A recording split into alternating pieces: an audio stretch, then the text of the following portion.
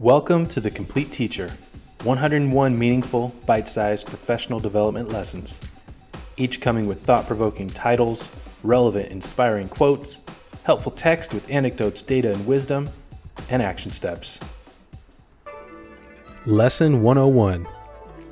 Students' work, tie it up with the proverbial bow. Winnie the Pooh says, "How lucky I am to have something that makes saying goodbye so hard."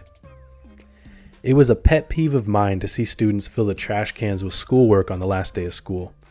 I pleaded with them, let your parents see it first, or at least take it home and throw it away there. That collection of work meant something to me, and I wanted it to mean something to my students as well. In some ways, it represented a year's worth of our blood, sweat, and tears as we learned and created together. Surely it deserved better than to be destined for the dumpster. At a certain age, usually around middle school, the decision about whether to keep or scrap schoolwork falls less on the parent and more on the student.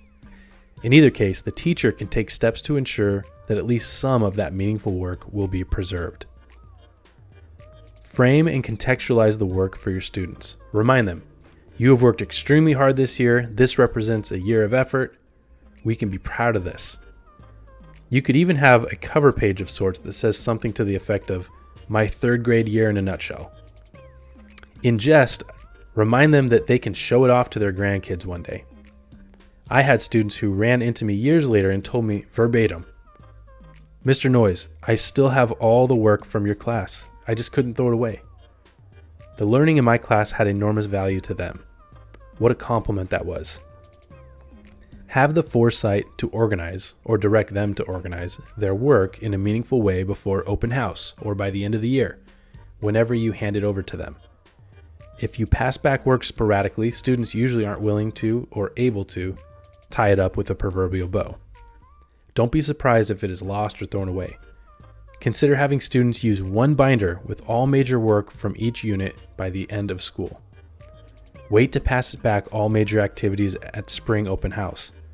Perhaps you have a day where you collectively separate the wheat from the chaff, designating a small folder or binder as the keepers. Organize the work in such a way that they will think twice before getting rid of it. Make it pretty. Make it a work of art. Make it matter.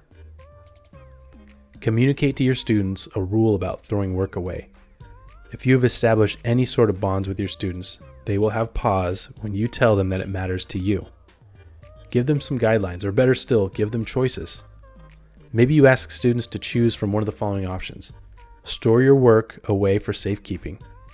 Take pictures of your work before throwing it away.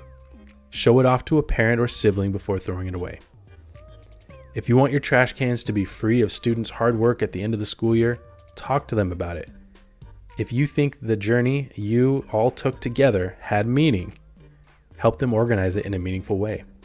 If you want the work to matter to them, let them know how much it matters to you. Action steps.